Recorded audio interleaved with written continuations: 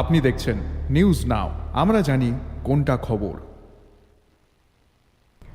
খাদ্য জনসংবরণ ও ক্রেতা স্বার্থ বিষয়ক দপ্তরের উদ্যোগে এবং বিদ্যালয় শিক্ষা দপ্তরের সহযোগিতায় রাজ্যের 100টি বিদ্যালয় ভিত্তিক কনজিউমার ক্লাবের উদ্যোগ নিয়েছে খাদ্য দপ্তর।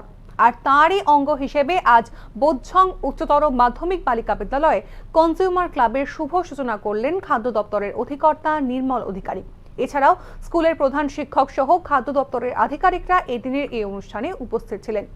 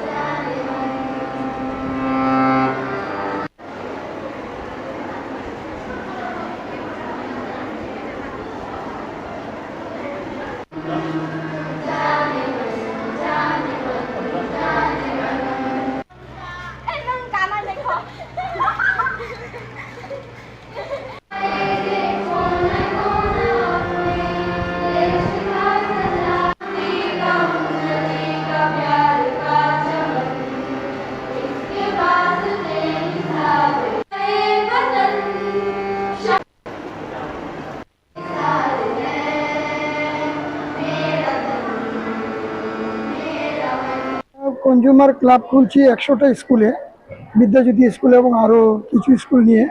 তো আমি খুব খুশি যে আমাদের যে স্কুলের প্রধান শিক্ষক মহাশয় উনি এখানে কনজিউমার ক্লাব করেছেন এবং দপ্তরের কাজের যে মূল্যায়ন সেটা করে উনি এখানে আজকে একটা ছোট সেমিনারের মতো করছেন।